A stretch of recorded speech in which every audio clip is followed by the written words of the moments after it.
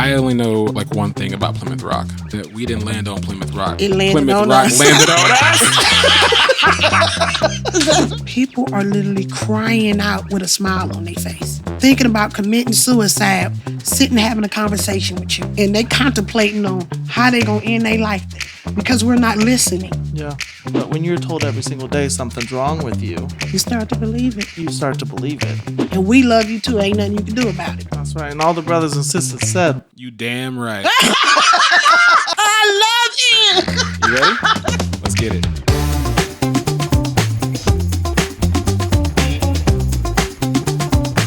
that's how you feel. Absolutely not. That's oh boy.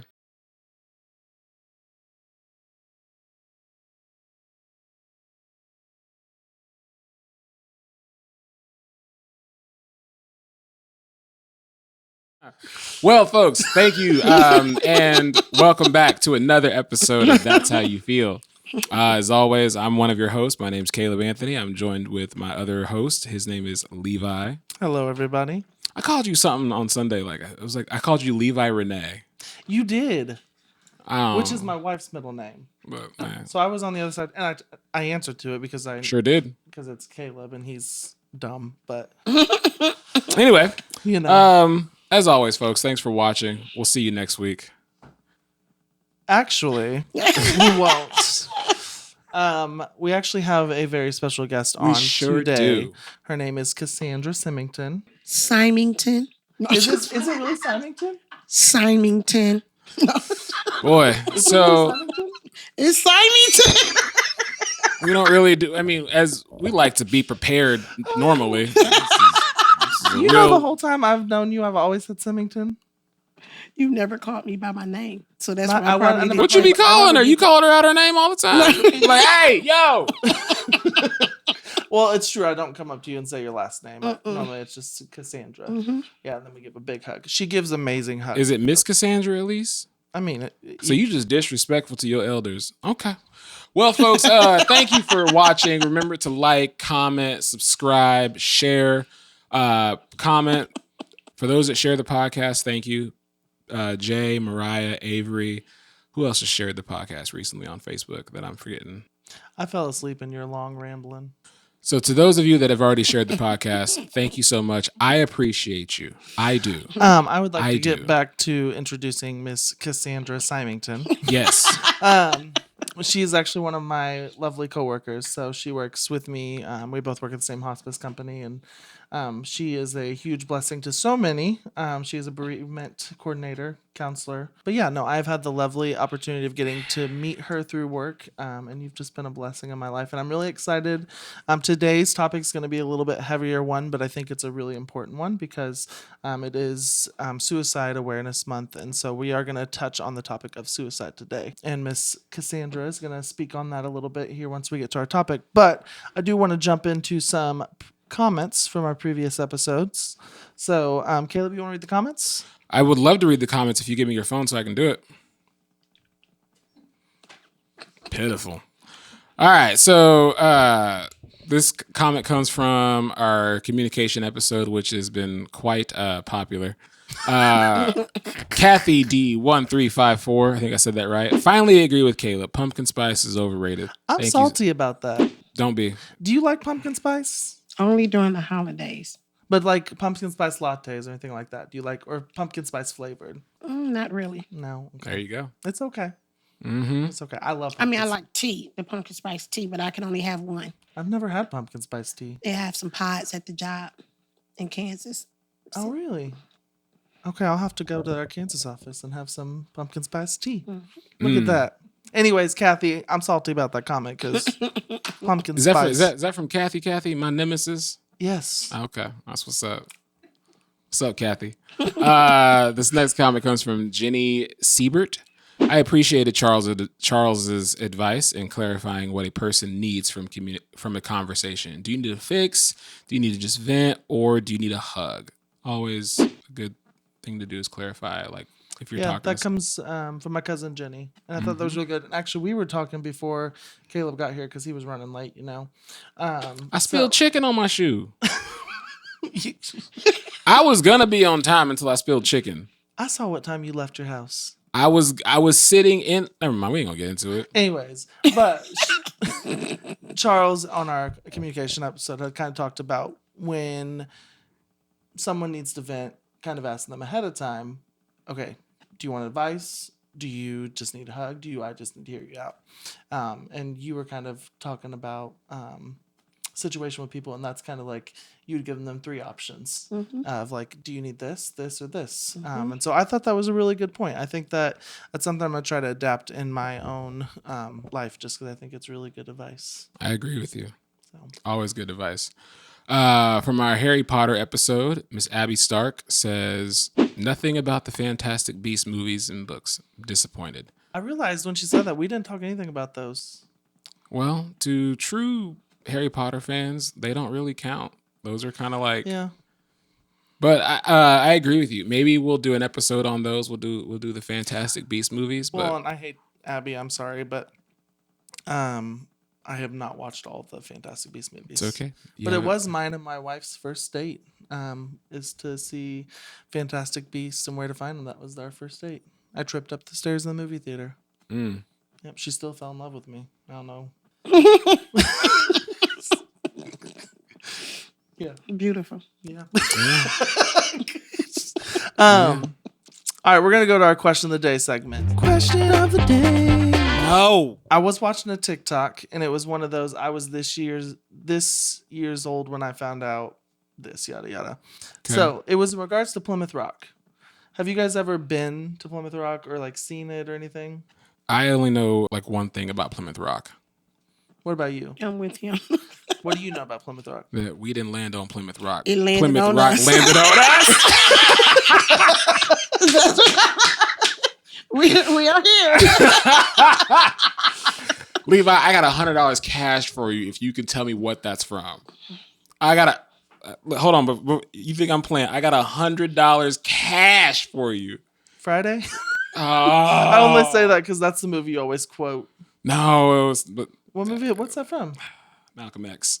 Oh, okay. That's with That Denzel, was right? It is with Denzel, yes. Mm-hmm. So please put that image in. I have a question. Speech. When you think of Plymouth Rock, what do you envision it to look like? A big rock. Like a very large rock. I envision it looking like a city, like nothing like a desolate place, like a boulder. Almost like the desert. Okay. Just rocky and nothing. Well, I'm going to show you. This is Plymouth Rock. That's the big attraction that you go to when you see Plymouth Rock. I mean, I thought it would be more rocky, but that's about it. But literally, it's in this little box, and you just go look, and it's just this rock down there. Okay, I guess. Gripping entertainment. I guess people go see anything then. Right? Could you imagine? I got a rock look just like that in my garden. If you want to pay me to come by and see it, I stay at least something. You saw? She's gonna have a little drive-by at her house. Oh my! You know what? I hope your relatives are like, "Hey, y'all, we're gonna take a trip this year. We're going to see Plymouth Rock." You're like, and it's at least something. We gonna go back. Yeah. Yeah. You know what? You should get a rock and call it Cassandra's Rock. Mm-hmm. Same thing. I'm just put like digits on it. Right. I was really shocked because I was like, "That's what Plymouth Rock is." Anyways. So I thought it was funny when I saw that on TikTok. I had to share it. So now we're gonna have one local here in Lee Summit. Mm. Yes. It sure is. Cassandra's like, "I'm making me some money." Got me a new business. Julie, don't laugh at that. That's not funny. When I saw that photo, I died laughing. Pitiful. Yeah. I would like a size comparison. Like, how big is that rock? Like, is it literally like? Is it like? The size I think it's literally about like this big. Oh, okay. Like you could probably lift it up. I'm gonna need you to go ahead and fact check the diameters and dimensions of that rock so we can just see. How many dogs big is it? How many dogs big? Are we talking chihuahuas? We talking like how many chihuahuas? Bernards? How many chihuahuas big is that rock?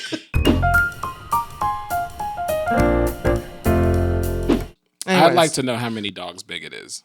Next question. Have you ever walked out of a movie theater without finishing the movie? No.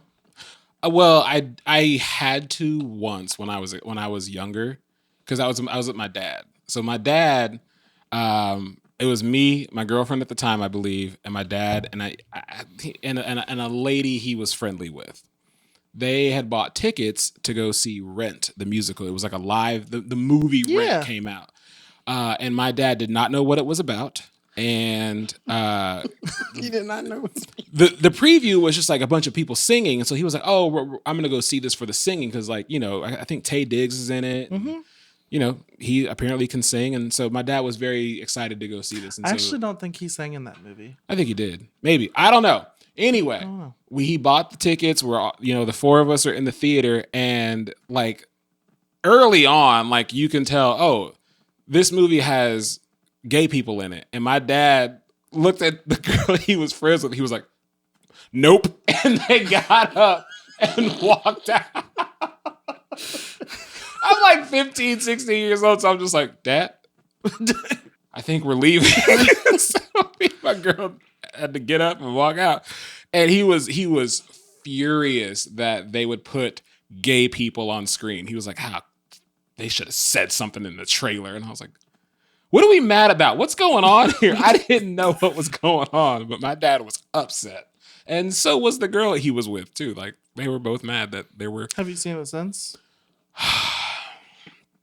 Yes, I have. Okay. It's still not a good movie, but you know, I did watch it because okay, next. A girl I was dating was heavy into that musical, so I watched it several times. What about you? Have you ever like not finished a movie that you went and saw to the theater? No. I've fallen asleep in movies though. Oh yeah, that's why I can't go to like late night premieres anymore. I caught a matinee and was out. Well, that's you got problems. Not a matinee. I was in the matinee of Mario Brothers. Just out. What's funny is I could see that. I went to Chick-fil-A right before. Oh, and that did it. So you ate before you went to a movie where the lights are completely off. I was out before the movie even started. I was out with the previews. I went back and did it. I went back the next day and I was like, all right, let me do it again. I got good sleep that night and went back, did it again. Were you with anybody? By myself. Could you imagine the little kids running around? Just some guy snoring up in here. I have fallen asleep 3 times in the movie theater in the past 2 years. I mean, yeah, you are getting old. You actually have a birthday coming up. By the time this episode airs, it's already past. I do. But his birthday's Wednesday. So oh, we're happy. Yeah. So it actually pre-birthday. Thank you. Yeah, there you go. He's officially, I think, what, 49? I don't know how old I'm gonna be. I'm just kidding. I've never not finished a movie either. There was the only thing that came to mind when I saw this question is there was one time it was this movie I think called Unfriended. It was like a scary movie. Mm-hmm. Me and my friend watched it the whole way through, and it was a terrible movie. And so we get to the end, and he's like, "That's it." He said, "We're going to get a refund," and I was like, what? No, we don't. But we went up to the people and he was like, that was the worst movie I've ever seen. Like, I would really appreciate it. They gave us 2 free movie tickets. That was the movie where if you unfriended the person, like you the die guy, or something. Yeah. Somebody come, yeah. Yeah, it was. The previews should have told you not to go see that. It's true. It was. I was young. I was young and dumb. We'll count it to that. Okay. So. I just remembered I have walked out of movie theaters before. Oh, now you remember? Okay. No, because it wasn't because. Oh, gosh, how do I say this in the most PG way? The girl I was dating at the time, we had. Yeah, never mind. I can't do it. There's no way I can do it. Well, listen. If you finish it with "we had," oh, never mind. I can't do it. I've walked out of theaters before. That's all I'm gonna say about it. Go on to the next thing. Let's go. I can't do it. There's no way I can do it. You're going to have a question next week about the question. Hey, you catch me on the street. I'll tell you. I'll tell anybody the story, but I can't. Do you have the notes pulled up? I sure do. What's up? Okay, just making sure. You ask the next question. What's the strangest thing you've ever bought off Amazon? Wart stick. What? A wart stick? Oh, my God. Like to get rid of warts? Yeah. First, it was the chicken on the shoe. We didn't expect that it was the wart stick. Wart stick. I had a wart. I don't know what happened to me, But last year I got 2 warts on my finger, and that's what. And I looked it up. I was like, oh, and I was like, this can happen. They don't know how it happens, but sometimes you just get warts on your finger. And I was like, how do you get rid of it? And I Googled, and then someone said wart stick. And so it literally looks like chapstick. And like there's like a warning label that says, do not keep this near your chapstick because it literally eats the skin. It'll eat the skin You didn't away. put it on your lips, did you? No, I okay. never did. But like it looks like a stick of chapstick. Like it's that small, and like I had to like apply it. I'm like when I was and you would see me like with Band-Aids on my fingers for like a couple weeks. Totally remember that from a couple years ago. Anyway, so yeah, there were 2 warts, and I had to like use it for like almost like a month or 2 until like the warts were like completely gone. But wart stick. That's kind of the Okay. strangest thing I've ever bought off Amazon. I've never bought a wart stick off Amazon. Me neither. You got anything strange you can think of? I shop on Amazon every week, so I mean, some of the stuff don't look like they say it's gonna look. Oh, that's true. Like, So we got, if you could tell, we have a new set on our we have I'm loving these chairs, by the way. a new setup on our set. I don't know how to say that. Set design. Set design. So these chairs are actually from Amazon, and I was very like when we were talking about trying to figure out what chairs, I was so worried because there's sometimes you order something and it's like 10 times like teeny tiny. I remember Walmart one time we ordered. I know we're going on a tangent now, but we ordered patio furniture. We were so excited. It came in. It might as well have been a kid's table. mm-hmm. So we had to unpack, put it back up, take it back. Yeah. So this question for me, my wife is probably going to agree with my answer. She probably already got it in her head. But I don't think it was strange. I loved this thing. She hated it. She made me get rid of it. It was a bed for your sponges. So for the kitchen sink, it was this little plastic. It looked like a bed, and you put your dish sponge on it. And so it was a sponge bed. The glares. Yeah, I would not have told people that. I would have not told people. I'm proud. Listen, I thought it was the coolest thing because it was even had little pillows for the sponge. Okay. You want me to get you one? No, thank you. You sure? I have a dishwasher. I don't not hand Well, I wash. did too. It was more for just the aesthetic. Oh, no, no, thank you. But So you guys verified that was a strange thing to buy? Yeah, I very mean, strange. I've bought dumber things. I bought some expired tortillas. I didn't know they were expired. I'll say that. Like I bought tortillas on. You can buy food on Amazon. And it came expired? Yeah, like I ordered them like last week, and I just happened to look at the packaging, and it was like it said sell or use by July 2024, and I'm like, what month are we in right now? Hold on. Hey, now, come on. So, Did you get a refund or anything? do you know how hard it is to try to send back food to Amazon? Because you try to like click return, and then like They want that back? No, they say this item is not returnable, and it's like, do you want to add to your cart? I'm like, no, I want. And so I had to like, you got to really try to find like customer service on Amazon. And it was tortillas, so you probably. It was it was 3 packs of 8, so I got 24 expired tortillas. Well, I ate it. I've eaten 8 of them already before I figured it out. I'm gonna keep going too. I'm gonna just see what happens. I'm not gonna toss them out. Ain't no mold on them. Experiment, I guess. I get it. That chicken I spilled on the floor seat on the floor of my car, I picked up a good amount and ate it still right off the floor of my car. You keep a clean car though. No, I usually do. It's been a minute since I've like washed the inside of my because I got like those all weather rugs or mats, those vinyl ones that are like hard plastic. Did you have a couple like fuzz balls while you were? No. But like I picked up some of these chickens and was eating. I was like, this is dangerous. Picked up some of these chickens. I was eating them. They go into expired tortillas, so you might as well you live dangerous. put them all together. I'm here for a good time, not a long time. Just that's how I'm living my life. You know what I'm saying? We hear it. Let's get to why Miss Cassandra's here, though. You know? Yeah. So let's move on to our topic. So you actually had stopped me in the office about possibly coming on to talk about this, and I thought it was a really good idea because September is Suicide Awareness Month, and I think there can definitely be a deeper conversation. Also, want to give you the opportunity here in a minute to kind of share your story with suicide in your life and how that's impacted you. So I did want to share a couple of statistics. So I had found on the CDC website. This is based off to 2022 because that was the most current data they had from this. But it said over 49,000 people died in suicide by 2022, which is one death every 11 minutes, which is kind of wild if you think about it. And then many adults think about suicide or attempting suicide. 13.2 million seriously thought about suicide, 3.8 million made a plan, and 1.6 million attempted suicide. Suicide rates have increased 37% between 2000 and 2018. For a couple of years, they actually decreased 5% between 2018 and 2020. However, rates have now returned to their peak as of 2022, which I was like looking at the statistics of it just because there are, and if you look on the CDC's website, it breaks it down even more.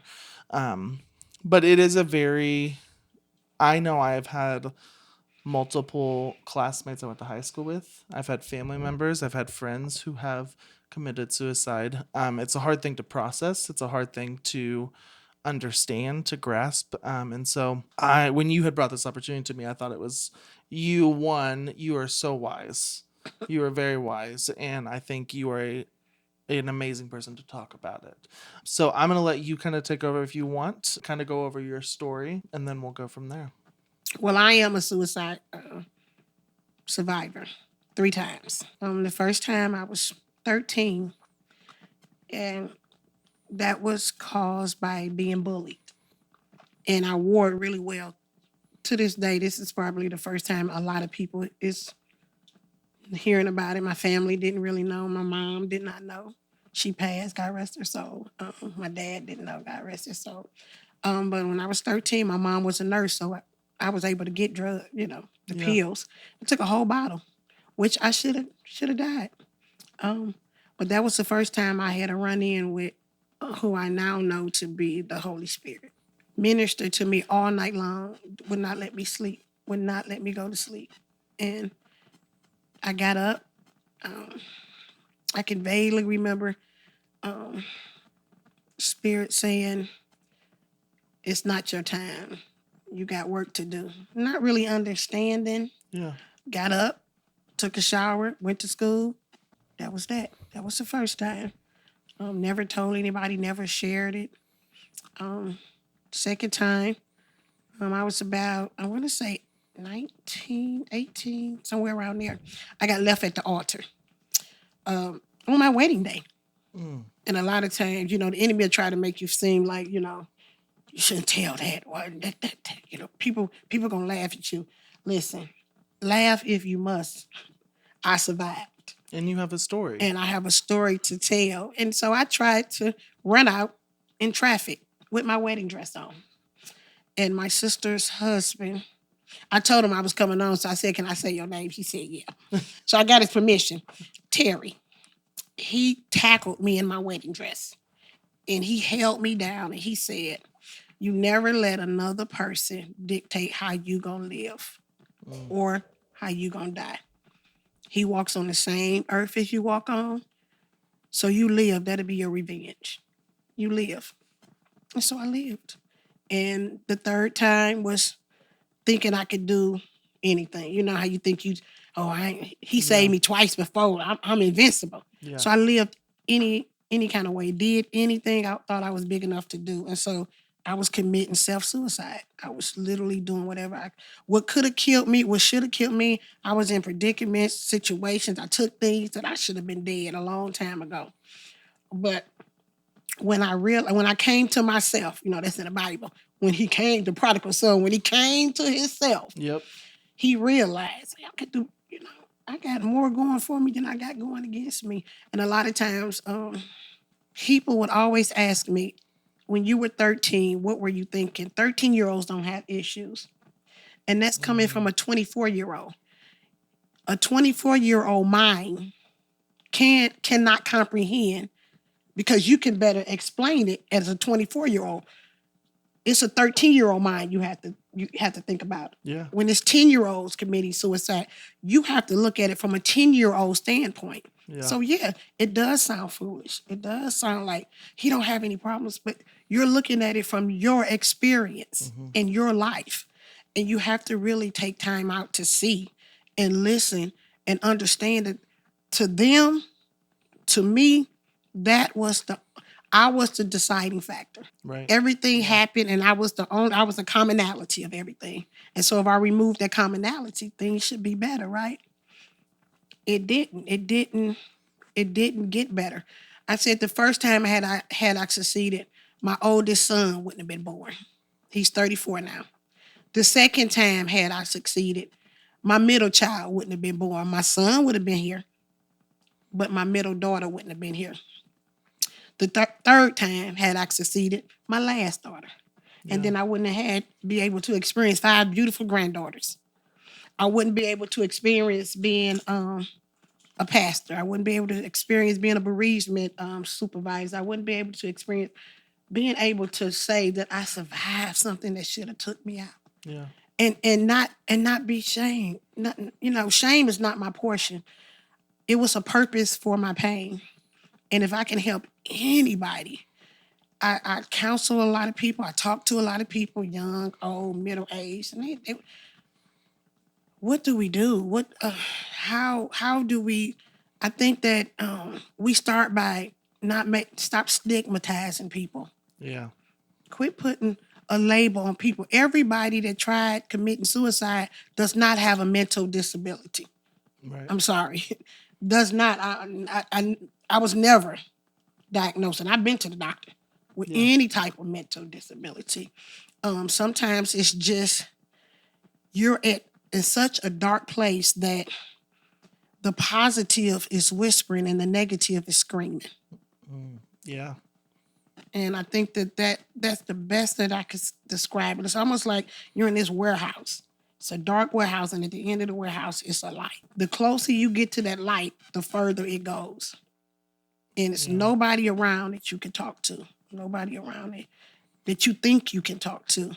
And I think that if we start giving people an out, we start recognizing that it's okay to talk about it. I think that that's where we start at. And I think that we start in schools. Yeah. We start in school, elementary school. You got 10-year-olds committing suicide for being bullied. We need to start in schools. Yeah. We need to let them know that it's not as far-fetched as you think. You're not losing it. You're not crazy. Bully hurts. Being bullied hurts. It hurts to a point where you feel like the only thing that you can do is take your life. And that hurts. Now, looking back, being 50-something, being in my 50s. Don't look a day past 30, though, girl, so you got it going. Glory to the Lamb of God tonight. I have a Facebook page that is called Try Life, the Moments After. God gave me that because there is moments after suicide if you don't succeed. And it's moments after suicide if you do succeed. Yeah. You just won't be able to experience those moments. So either way it go, life gonna go on. Yeah. With or without you. And a lot of times we feel like going on without us is the best way to go. So I asked God a long time ago, why? If this is what I want to do, why save me? Why not let me? They'll be all right. My family, my friend, they'll be all right. And he told me, he said, you're not getting rid of the pain, you're just transferring it. Yeah, I think that's a good, Like we don't see the after effects. Because at that point you're not here to see it. And we don't and at that point we don't care. Yeah. And it ain't that we don't love you. It ain't that we didn't do it or we didn't attempt to do it to try to hurt you. It ain't that we want it. Let me just say this. It ain't that we want to die. It's that we don't know how to live at that moment. Yeah. I think that best says it the most. It ain't that we really want to die. It's just that life is so hard that we don't know how to live. You don't see any other way. At that moment. Yeah. And that's the only thing that we think can help us.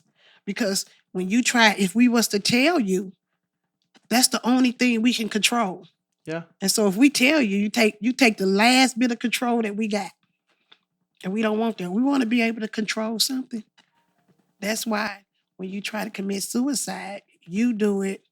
And if you really want to do it, they'll never know. Yeah, and say a lot of times people will ask you, or they'll question themselves like, how could I have not seen the signs? But typically they'll say they were so happy the day before. Mm-hmm. They had the biggest smile you would have never guessed. And I think what you said was kind of really powerful, is to bring attention to it. Is in society, I feel like there is a shame kind of over suicide.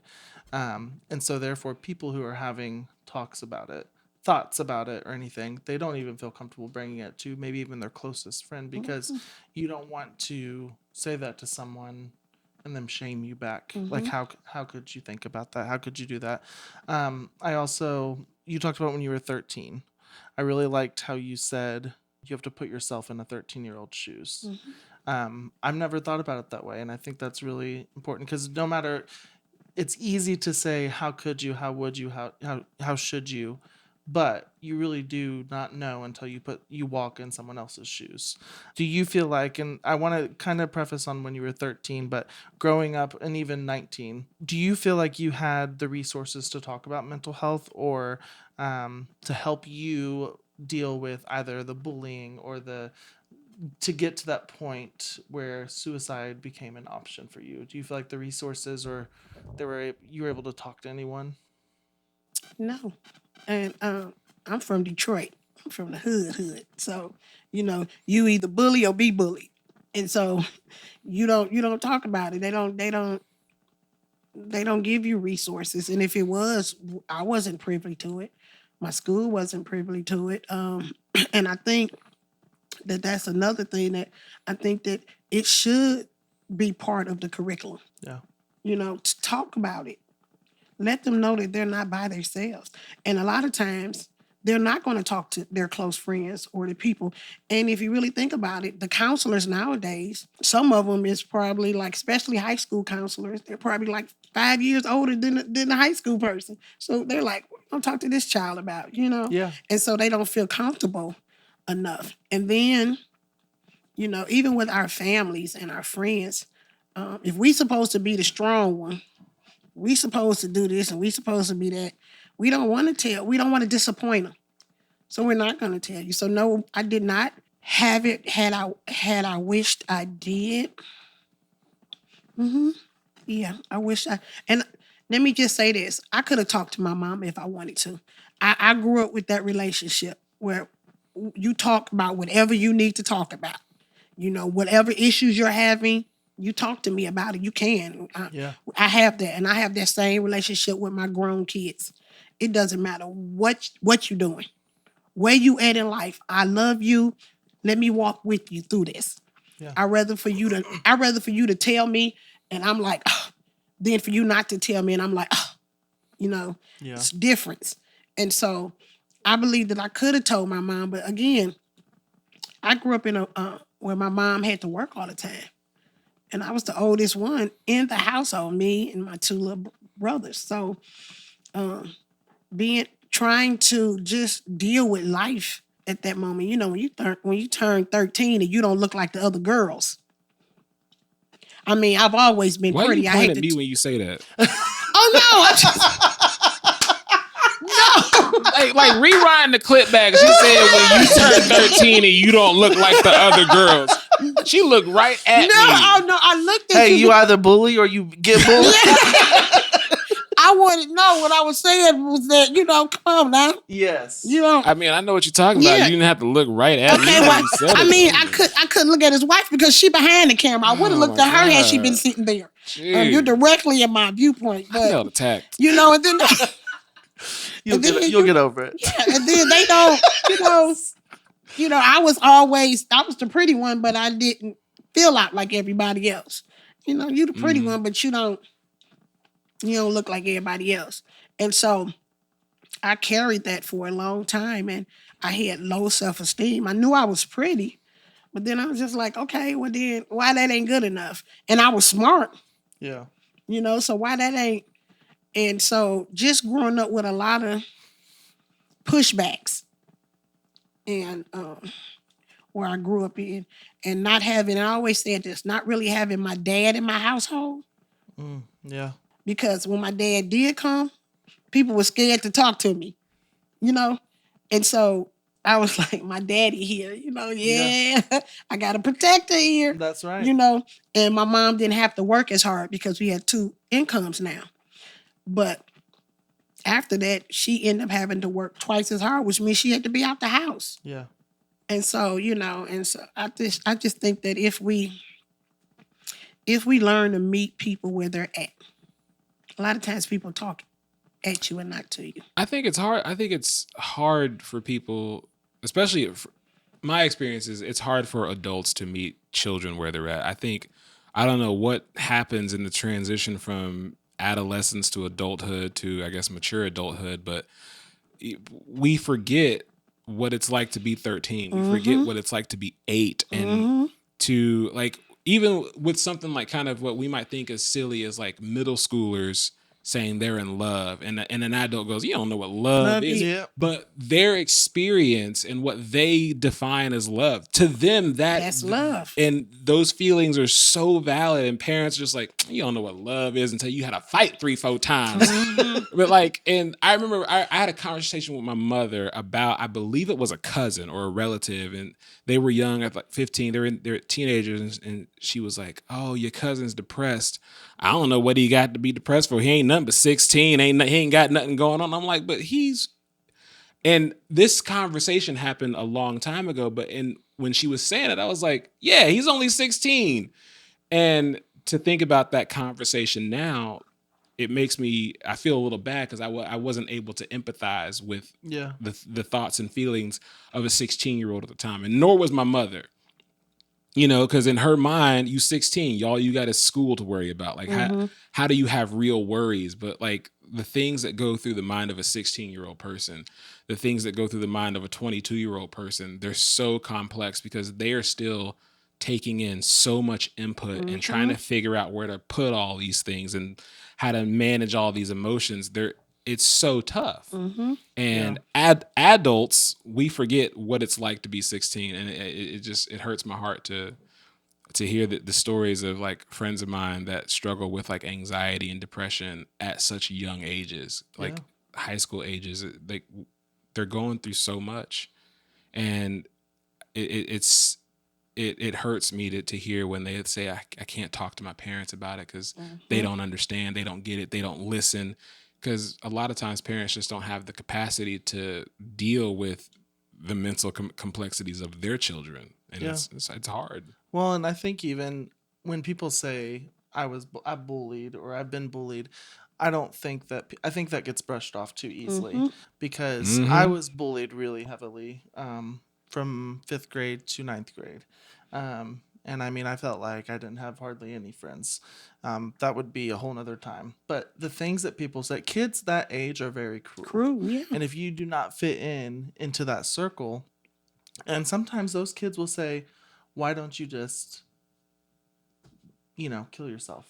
I've heard the world would be better without you. That's one thing I want to do with my kids is always have that open conversation about bullying, making sure that they, I hear like what's going on with them, but I feel like we as a society need to do better somehow with our schools and bullying, because I do think that's what leads to a lot of younger suicide. You have the girls who don't fit in and then they're told they aren't pretty enough, or they're not cool enough, or they can't do this. You have the guys, same thing. They'll never be an athlete. They're dumb, or they're gay, or stuff like that. And when you get thrown at that every single day, you may not have a job. You may not have to be providing for kids and stuff. But when you're told every single day something's wrong with you, you start to believe it. And so I think that is something that I hope that society in general can really get better at stopping. We have so much. The kids nowadays have so much. Everything is at their fingertips. Like, not only, back in the day, it used to be, you have to meet me face to face to bully me or go to school. Now it's online. Now, when they get home, not only can you leave it back then, you could have left it at school, but now it's on your computer, on your cell phone, on your iPad. Yep. And so a lot of times they have no outlet, and I'm like him. It hurts my heart to hear say I just can't talk to my parents about it. I don't have nobody I can talk to. Why is that? Just from my experience, I know that when I was bullied, I didn't want to talk to my mom because I didn't want her to say something to the school and then it get worse. I was afraid of it getting worse. Or I didn't want to hurt her. And there was shame in it. There was a shame that I was being bullied. I know. And I had told them when I think I was in 6th or 7th grade, but then it didn't stop. So after that, I didn't want to say a word until my youth pastor had told my mom what was going on at the school, and kind of brought attention to that. And so I know you shared your experience with how you were 3-time suicide survivor, and I kind of want to ask both of you guys as well. How has suicide impacted your life outside of that? Have you had friends or family that walked through that, or you've had to walk, them out of that darkness or anything like that?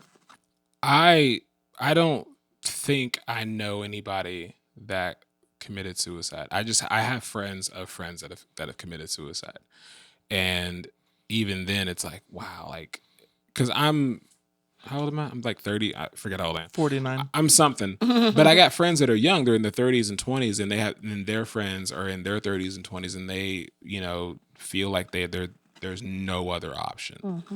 And it always leaves me dumbfounded. It leaves me hurting. It leaves me lamenting for these people, because I'm just like, what? Because I feel like, what could I have done? What like, you could have called me, but that's selfish of me thinking that I could have been the solution. I could have been like the savior. And that's a selfish thought to have. So I know that for the people that are in my life, if anybody comes across my mind, like if I think of anybody that I have their number, I have a way of contacting them, I try to text them immediately and say, hey, I just want you to know I love you, because I don't know what they're going through. And usually it's like random people that I remember and like, oh, I haven't thought about this person in years or months or whatever. But if you come across my mind, I will do my best to try to text you and I'm like, hey, just want you to know I thought about you, I miss you, and I love you.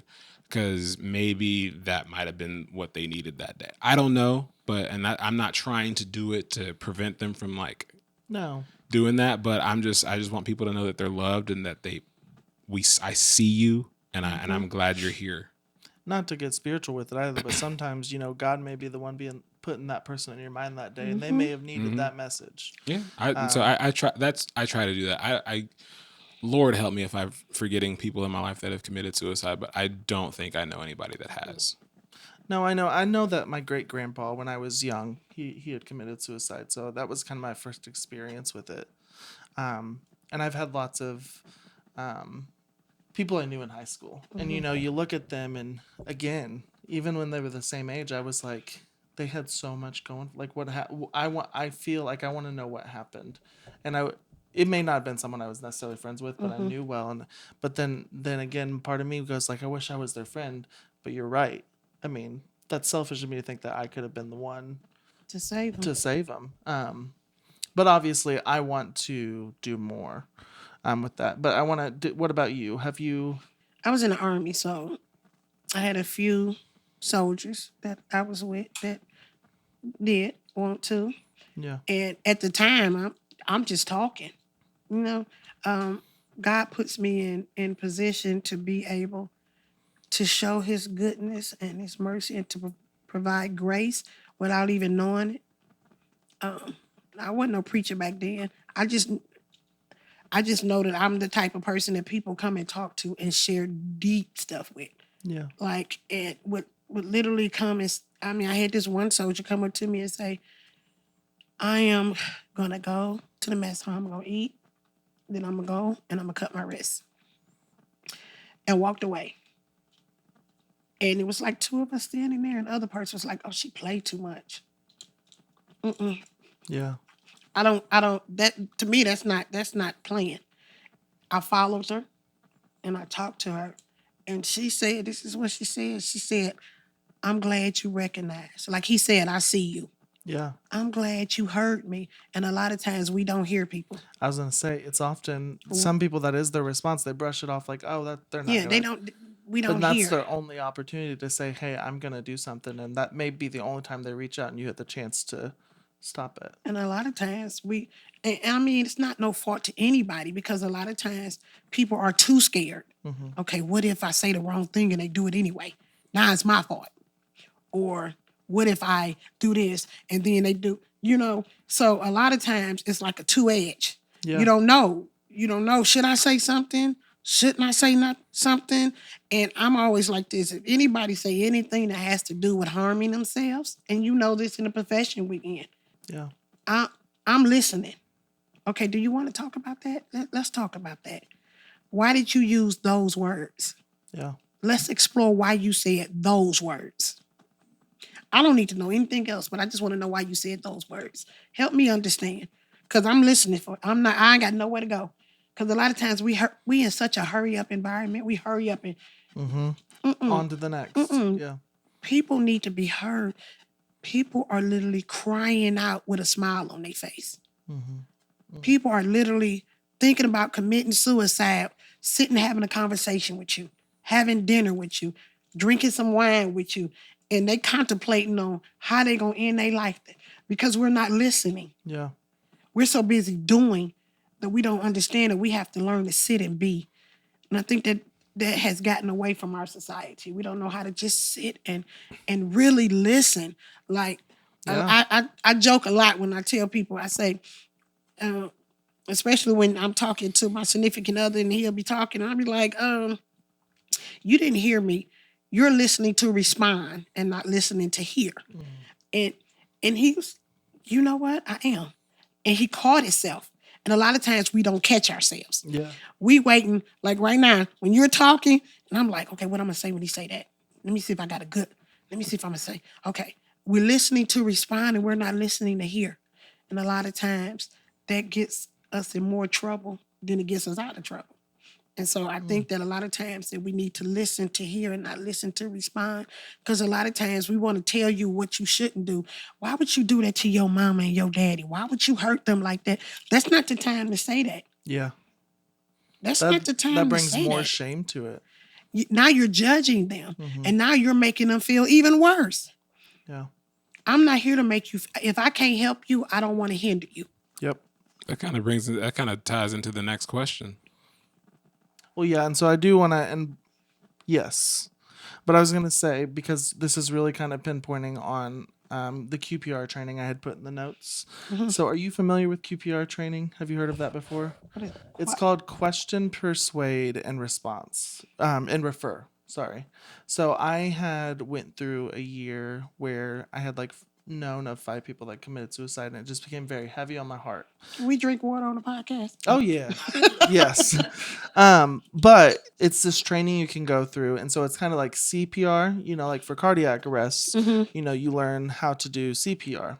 So this is a suicide prevention. It's called QPR. Okay. So question, persuade, and refer. The reason why I'm bringing it up now is because with the question, it is those questions of more like, well, why would you say that? Like, for an example, are you thinking about hurting yourself? Not shaming them, but just asking them. Or I'm worried about you and would like to know if I could help. Have you been unhappy or are you overwhelmed today?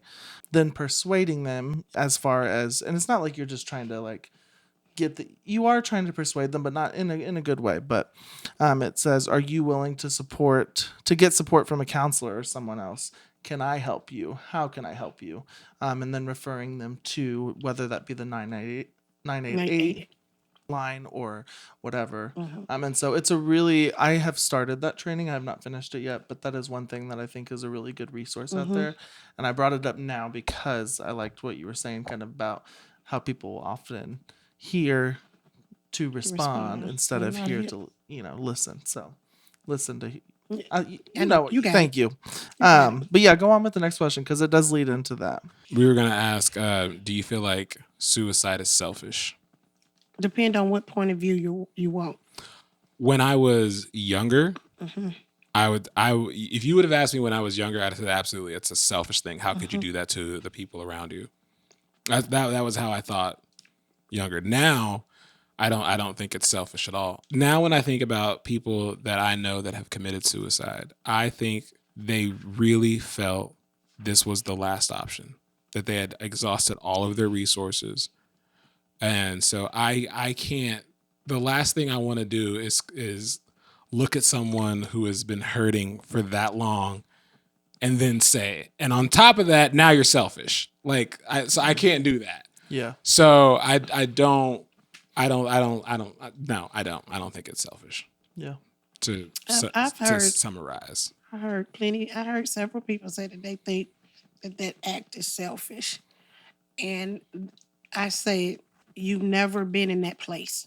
Mhm. Until you're in that place, to me, I can't, that's like me speaking on murder or wanting to murder somebody. And I'm not saying that this is the same.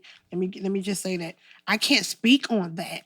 Like the feeling of The that. feeling of Yeah. it, because I've never wanted to do that. Never had the urge to do it. Never wrote out a plan. None of that. But I don't think that it's, and this is my opinion. They asked for my opinion. This is Cassandra's opinion. It's not the CDC's opinion. It's not nobody. This is Cassandra's opinion. I don't feel like it's a selfish act. I feel like it's an act that you do when you want to have a temporary fix, not knowing it's going to be a permanent liability to those around you. Yeah. You're thinking that, okay, if it ends the pain for me, that's all that matters. Again, not knowing that it's just transferring the pain. And so a lot of times you don't think about that. You just think about, okay, I don't want to hurt no more. I don't want to feel this way no more. I still love you. Don't end my love for you. It's just I did not know how to express. Yeah. Well, and you probably often feel like a burden to others as well. And if It's I'm not removed just a burden to yourself, it's a burden to others. and then if I, like you said with your parents, if I was to tell my mama back in the day what was going on, my mama was a fighter. She probably would have went up to the school, started beating up little kids, And I'm just being serious. My mama was a fighter. Like, she was in the military too. She probably would have went up to the Which, to the thank school. you for your service, by the way. She probably would have went up to thank the you school. for your service. She probably would have started beating up little kids, and then I'd have been like, oh my God, then I really would have had it, She Yeah. done beat up, then they families coming. Now we got a generational thing we got to beat up, My great-grandpa got to beat up their great-grandpa. Now, you know what I'm saying? Now You got my a whole kids, family my kids still fighting stuff from, 20 years ago. So I didn't even, and you're right. I didn't want to tell my mom because I knew. I already knew. You saw World War II I already knew. My mama would have been, listen. And people who know me know. They knew my mama. They didn't play. They knew my mama didn't play. And then I didn't want to tell my mama because I knew I didn't want her to feel like because she had to work and spend so much time away, that was the reason why things was happening to me. Didn't want her to blame herself. And, Yeah. the domino effect. Mm-hmm. And I didn't want that to happen. So I don't think it's a selfish act. Can it be viewed as a selfish act? Probably so. Yeah. From the outside looking in. You did this to me. Yeah. When actually we pointing the finger at ourselves. We doing this to me. What they say, you point one finger at me, the other 4 point back at you. We not looking at that one. You know what I'm saying? Yeah. We looking at, and so everybody has their own opinion. Again, No, this for is just sure. Cassandra's opinion. I didn't view it as a selfish act. I just viewed it as wanting to do something to take away the pain that I was feeling at that moment. And the voices, I told you this thing, the inner me was the worst enemy. I like that, yeah. And I don't like, you know. I know what you mean. So the inner me was louder, and the enemy was louder than the outer me, than those voices that were around me. Like, I can hear my mom saying, don't do that. Or if she knew, I love you. You got more. I can hear my sisters and brothers, all this. But then the enemy in it is like, yeah, no. So they're whispering, but what's on the inside of me is. Yeah, screaming. And so I can't decipher the voices. And it doesn't say I'm bipolar. It doesn't say I'm schizophrenic. It just means at that point, I had an altered mental state that finding that way out was the best way out for me. Yeah. Or I thought it was. But thank God he chose to save me. I said thank God to that too. For such a time as this.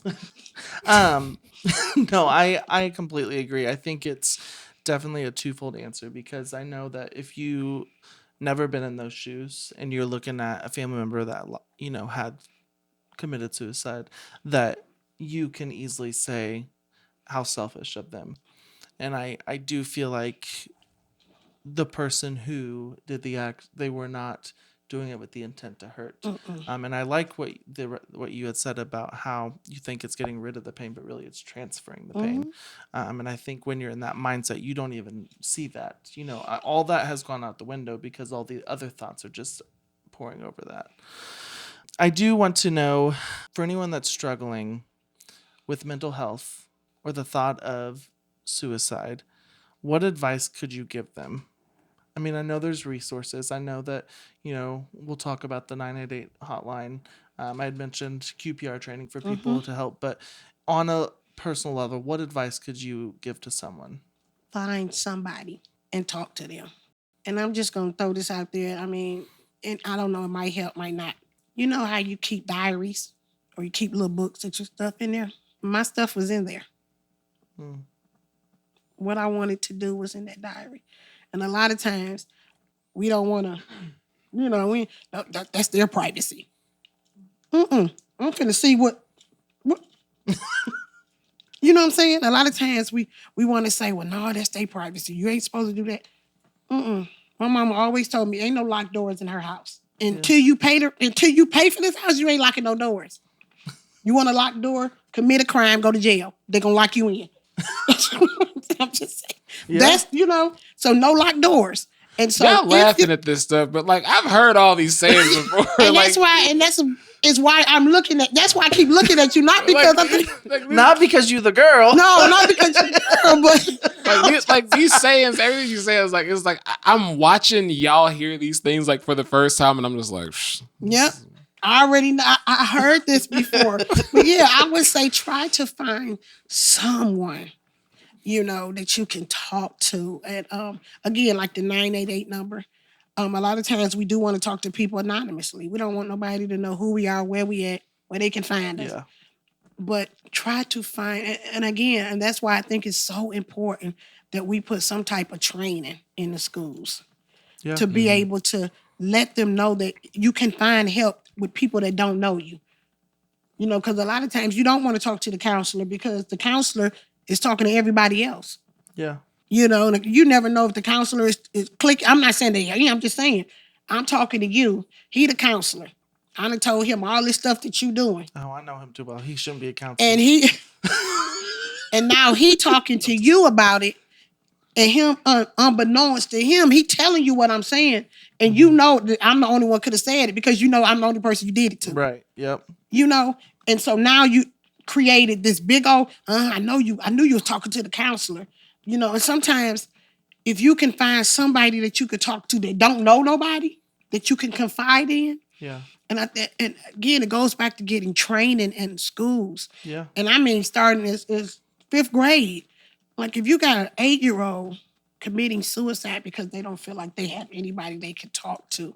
And I just read something today where the cheerleader of the high school that was just on America's Got Talent just killed herself today. They was on America's Got Talent, the whole thing, and they just found her. She committed suicide. And that's what I'm saying. You don't know what a person is going through. Yeah. You just think that everything is okay. And she probably didn't have nobody she could talk to. Yeah. You know, and not saying that she couldn't, because now everybody recognizes her. She got all these people. She, you know, you the face of something. No.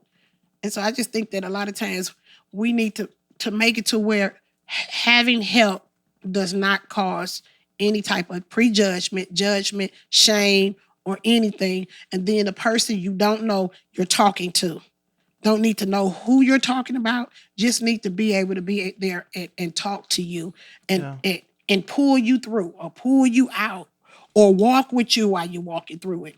And I think that a lot of times we don't have those resources. It's easy for us to say call 988. But what if the person don't got a cell phone? Yeah. What if the person ain't around to call 988? You know, and I think the greatest thing that the CDC did do was create the number just to be 3 digits, because that 1-800 number. Yeah. By the time you got done, and then press 1 if you're press 1. And even with veterans, when you call the veteran hospital, you just say press 1 if you're thinking about committing. Now listen here.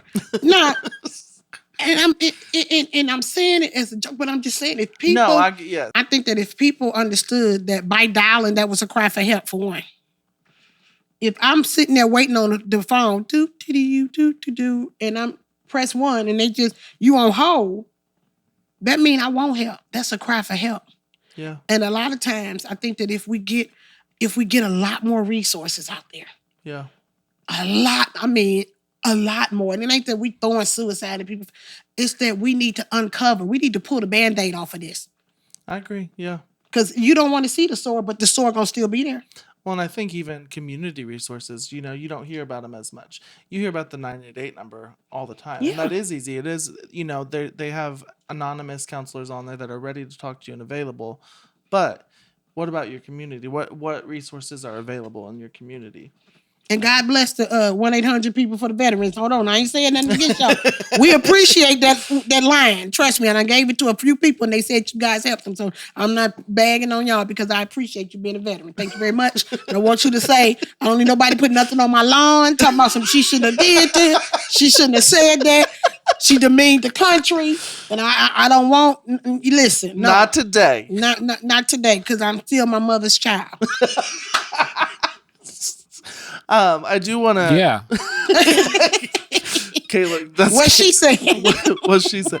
So I have known a couple of people who have lost, and this is more recently, a sibling or someone, family member, to suicide, and they often come to me, and they don't often just come to me, but like when I'm talking to them, the one thing I will hear them say is, I am angry, but I feel guilty about being angry. And I always talk them through it, and I tell them, you have to feel the feelings. I said, don't allow yourself to feel guilty for it.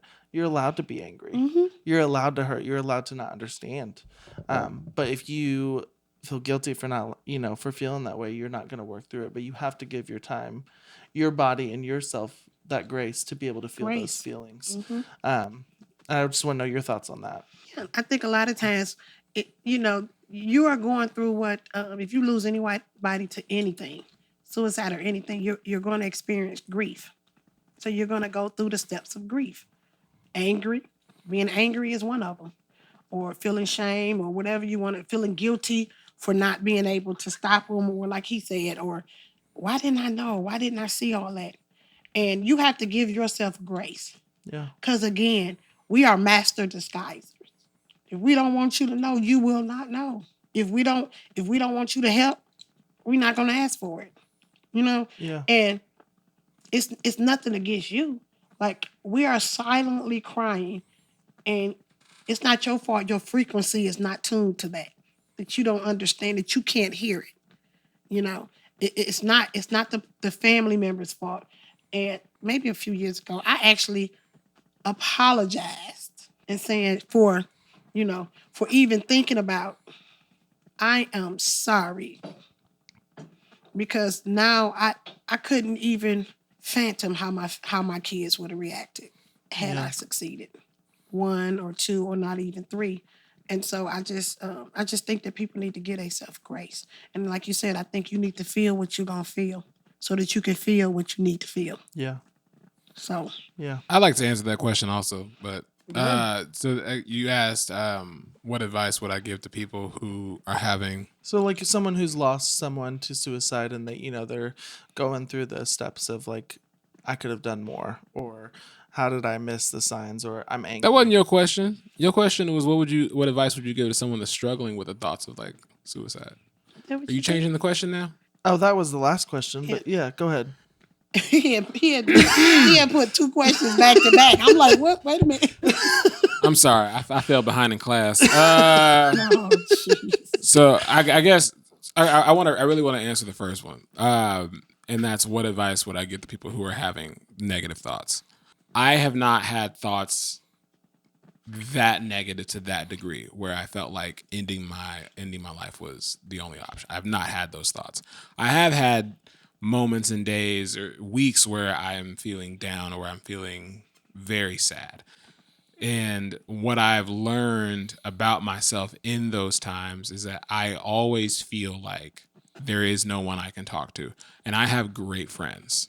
But in those moments, the thought is, I don't want to bother them.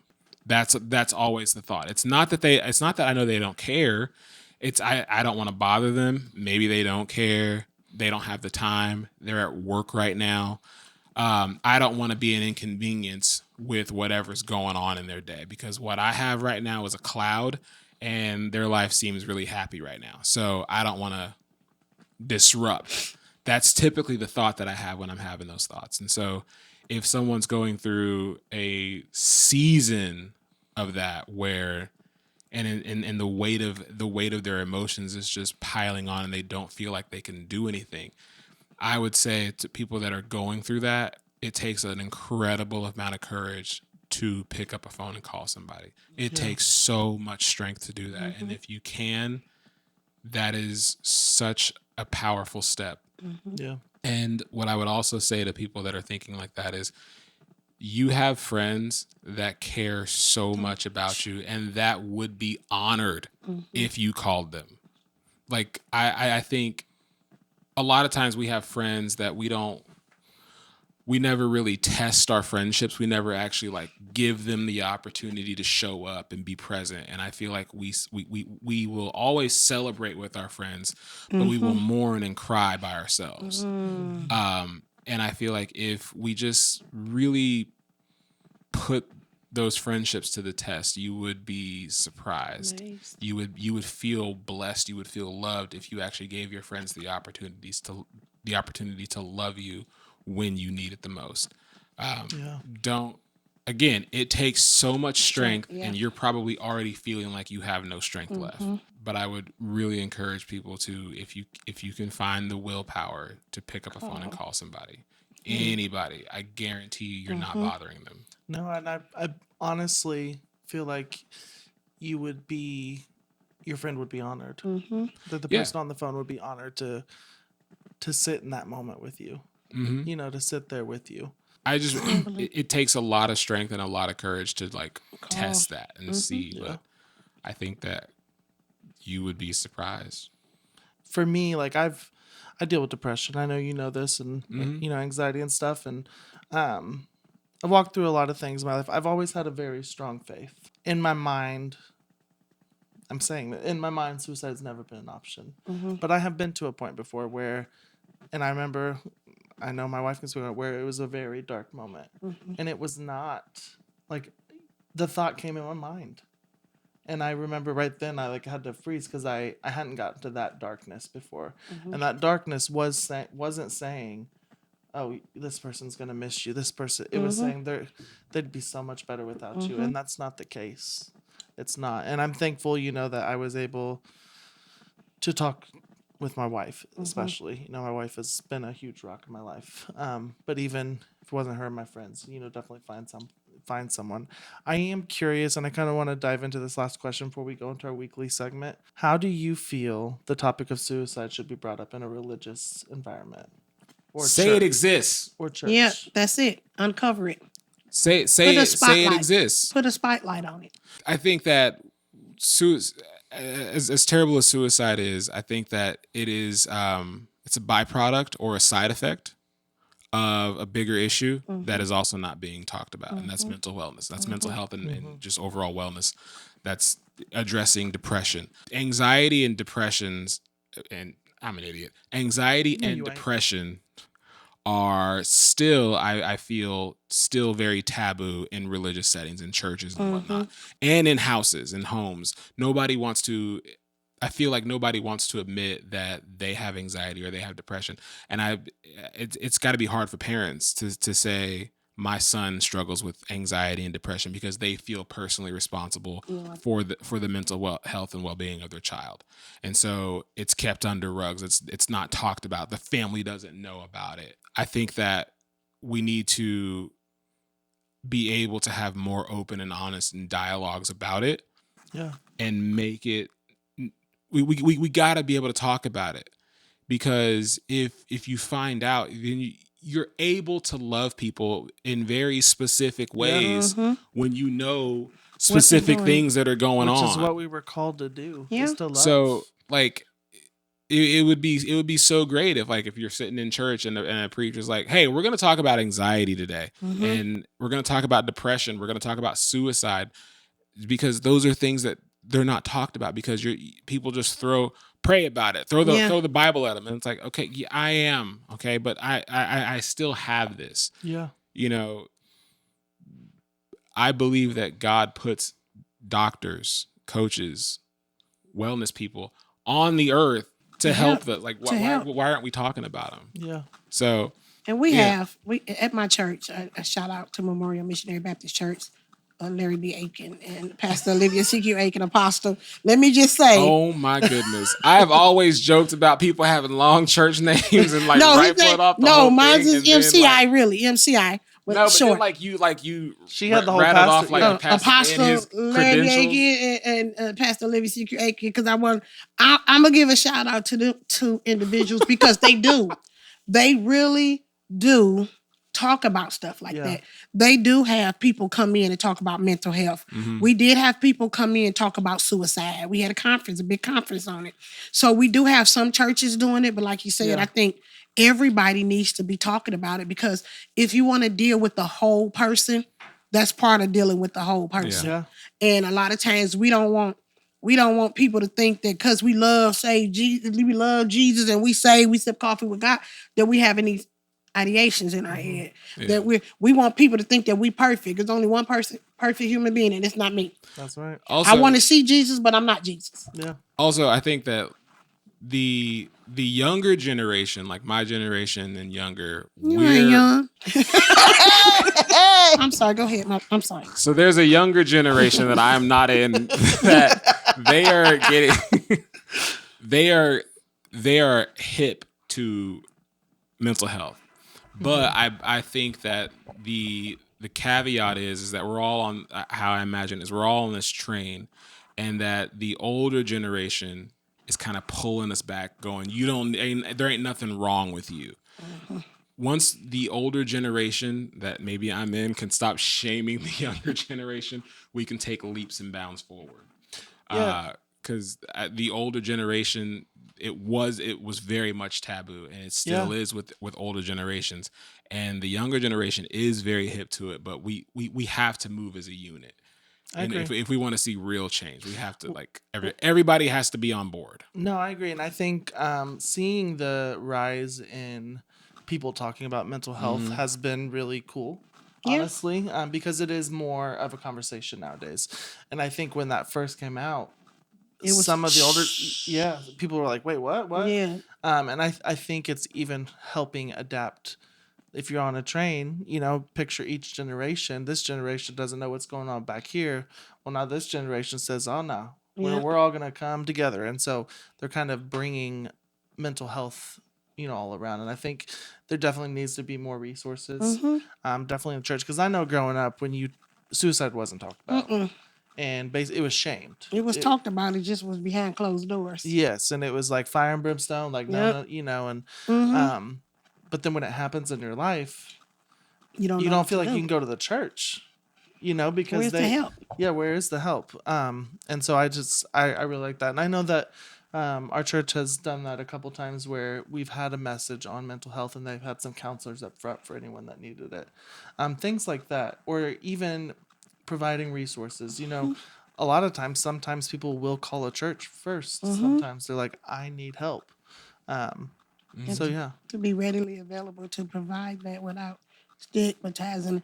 And just know you don't have to be a member of the church to go Right. to the church to ask for help. Not ours. I don't know about, I'm not saying nobody else. I'm just saying Yeah. you don't have to be a member of the church if you think you need help. And if the church doors is open and you feel like Definitely. you can go, then like he said, find somebody, a friend. I have amazing friends now. Amazing friends. If I get so much as, we in hospice, so our weeks are very heavy. Yeah. And I do a lot of grief support groups, and it gets really heavy. And I have those friends that I can call and be like, listen, it's a heavy week. Let's talk about it. And I Yeah. think that when we can get to that point where somebody can come up to us and say, listen, it's a heavy day. Okay, let's talk about it. Yeah. Learn how to ask them a question and pull it out without letting them know that you're pulling it out in such a graceful way. Like, how are you doing emotionally today? That question, how you doing today? That's broad. But what if I say, how you doing emotionally? How you doing physically? You know what I'm saying? Oh, my knees hurt. That's what I'm saying. If you break it down, you're breaking it down to ask them, and you're asking them specific about specific parts of your day. How did your morning go? What about your afternoon? What about it shows 3 that o'clock? you care more about them because you're not just like, how are you? You're asking specifics. I need to know exactly what's going on with your day. I want to make sure that I'm here and that I can. And I thank you and your counterpart. My name is Caleb. I knew it was a C. No, just playing. So she said, Caleb. I'm just playing, Caleb. I appreciate you guys for even doing this. This is amazing. So I pray that you guys just explode. And since I'm on the 30th episode, That's right. listen, I need more questions. I need more likes. I need more dings. Whatever y'all got to do. Y'all need to do it. That's right. So we can let them know that this is much needed. A lot of times people don't want to talk about things like this. We make it. You're we right. want to make it. I didn't want to talk about it. Yeah, we don't want to. We don't want. It's a heavy topic, but we don't want you to. We don't want you to think that you have to carry that alone. That's one of my favorite sayings before I stop talking. Is that I tell people when I got a rock therapy that I do, and with grief, and it's different size rocks. Is it a Plymouth Rock? No, it's not a Plymouth Rock. But it is one of the rocks at my It's rock therapy. I cannot with Caleb. I just cannot. See, this is what I'm saying. This is what I'm dealing with. And it's pick up however you feel your grief is at that point, pick up that size rocks. And one time it was a big rock and this young lady couldn't pick it up. So I had everybody who was with her help her lift it up. And I needed her to feel the support that you don't have to carry it by yourself. I like and so that's what I want to leave with you guys. You don't have to carry if you're thinking about hurting yourself, you don't have to carry that burden by yourself. You have support. You are not alone. There is hope. There is moments after suicide. We do want to help you. We want you to live. We want to give you help. We want to listen, whatever we can do, because we want to make sure that you understand that you are valuable and you have a purpose and you are fearfully and wonderfully made. And God loves you so much, even if it don't feel like it. And we love you too. Ain't nothing you can do about it. That's right. And all the brothers and sisters said, "You damn right." I love you. Oh, Lord. Well, I do want to appreciate you. I'm sorry. Oh my goodness. I do appreciate you coming out and bringing light to this, because it is a heavy topic. And even though he said he didn't want to talk about it, he instantly said, "Let's get it," because it is something that needs to be talked about. And obviously, with September being Suicide Awareness Month. It's definitely something that I think should be talked about. And so I appreciate you coming on and bringing many wise words. We're going to move on to what we call our weekly segment. Okay. It's called what, Caleb? That's crazy. That's crazy. So it's where we talk about rants, praises, hot takes, kind of whatever we're feeling, and that's how we feel, That's how we feel. That's how we feel. So Caleb, what you got this week? You ever be driving? And drop chicken up on your shoes? And then come to the podcast and ask for wipes That is not and what I was sit gonna talk before the about. podcast and wipe your shoes off? That's Okay. right. You got Clorox wipes. We got baby wipes. And then Whatever. say you're not going to wipe the shoes off. You're just going to get you a new pair? Okay. Look, I'm blessed. Okay, I don't know. Anyway, what I was gonna say is, so You walked into that one. Yeah. you ever be driving and there's a car in front of you and like you're going home or you're going to somebody's house and you just happen to become aware of the car in front of you, that they make a left turn, you make a left turn. They make a right turn, you make a right turn. They make another right turn, you make another.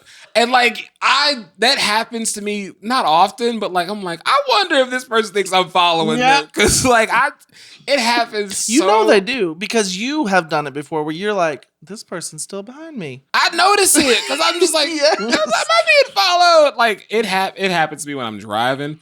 It happened to me at a Target where I realized I was following like this person. Like we were literally like buying the same things. And I saw this young woman scurry off.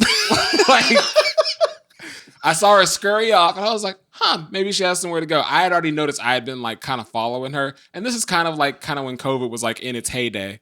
And she scurries off and then like a minute later, I hear an announcement. Attention shoppers, please make sure you keep 6 feet away from everybody. And I'm like, I was not that close to her. Did she get nervous and go tell somebody that she's being followed? Like, I really wasn't trying to, but hey, that just happened. That's crazy. Caleb got called out at Target. I was following a young woman in Target. I didn't mean to though. Yeah, that's crazy. That is crazy. Mine ain't that wild. I mean, I don't think so. I was just gonna talk about, how TikTok Shop always gets me, Caleb, right? They got me like twice this week. Did they? What'd you get? I got some open ear earbuds. You told us to buy that for your birthday. I still want those. I didn't get those. I got another pair. Good, we didn't buy them. That's crazy. Oh my goodness. Yeah, I got some open ear earbuds, and then I got I bought a bodysuit for my wife. Okay. Oh, I was finna say. That's crazy. That's crazy. Like for real, crazy. She's not gonna like it. I'm gonna wind up sending it back, but Well, I bought a ice bath pod. Have you ever heard of ice baths? Mm-hmm. So they're really good for you physically, emotionally, a lot of things. But I bought a pod, an ice bath pod. It was on sale for $45. I thought it'd be too good to be true. But that thing, you know how you think it's going to come. Mm-hmm. But I got the XL because I was like, okay, let me just get the big one. And I did my first ice bath. Was it? It was, so it's funny. I did a lot of video. It's not funny. To me, it's funny. I watched a lot of videos that time, and they said when you get in there, you're going to panic, and it's a mental thing. You have to, breathe through it, but you're going to panic and you want to get out. As soon as I dropped in that water, I was like, I can't do this. In my mind, I'm just like, ooh. But then once that went away, it took about 30 seconds to a minute. It was the most peaceful I'd ever been. It was just sitting there in water and stillness. And yes, it was cold, but the coldness feeling went away. Mm-hmm. But anyways, it was really cool. You want to try an ice bath sometime? I would get my own. I'm not gonna hop in yours. Well, but I mean, that's Yeah, fine. that would be crazy. One size fits all, huh? I'm just saying that right there is crazy. Yeah. Anyways, I would say you should try it sometime. Although, you know how much ice it takes to make an ice bath like cold enough? Yeah, a lot. couple trays. You just So now I'm trying to figure You out. put a couple trays. No, I had bought a big bag of ice, my whole thing of ice in my fridge, and then 3 quick trip bags of ice, and it still wasn't enough. So you need a lot of ice for that. So I'm gonna find one of those things that cools your water down. So I'm gonna try to get one of those. it was honestly, and it inflates on top. It's real easy. I love it. I like that. Yeah. Okay, my crazy thing is when the GPS sent me to the wrong house today. And You don't know about this. Listen, I just hit map when he sent me on his address. And listen, the map lady sent me down the street and said I was at the house. I gets out thinking he got a lot of people at his house because there's a lot of cars. And I'm like, he must have more than just me on the podcast. Like, it was a lot of people, a lot of cars. I go up there and ring the doorbell, and this man opens the door, and he was just looking at me. I'm looking at him. We both astounded because we like, I'm like, and I know he probably like, he was trying to stand in the door because I was trying to look at his house to see if I saw Levi. To see if I saw Levi. And he doing like this, so I can't see it. I'm like, Levi? He was like, no Levi lives here. I said, and I said, well, wait a minute. I went back to the thing. Why it sent me to the wrong address, even though the right address is in my phone? He was like, it might be next door. It wasn't next door. So I house it down. I'm glad I didn't go next door. I would have made 2 trips knocking on people's door because I actually got out the car. I'm mad you showed up to the wrong house, knocked on the door, opened the door. You said Levi, and you was like, why am I at the wrong? Like, why you ask him why you at the wrong house? Like he had anything to do with it. Listen, like I thought maybe he knew Levi. But he's a neighbor. If you come down my block and you come down because the GPS will send you at the corner of my block when you're trying to find my house. You go to that person's house, the gentleman's house. I'm not gonna say his name. You go to his house and you say, "Oh, I was looking for Cassandra." He'll tell you, okay, when she down there, she the one with the military flag sticking out on her. So we'll notice she in the military. She retired. That's her. She the one with the big old flag on and the rocks. You can go visit Cassandra's rocks. I do got a lot of rocks in my yard, though. I really do. She gonna start. Hey, it's gonna be the new Plymouth Rock. I do. I got a lot of big rocks, so that was crazy. Yeah, let's just one more time. Thank you for joining us on the show. Welcome. We appreciate you being here, taking time out your Monday morning, evening. Thanks for watching. It's evening. I did go to work today, so I wasn't here in the morning. And I went to work today too, y'all. Thanks for watching. We'll see you guys, folks, next week. Bye, guys. Thanks.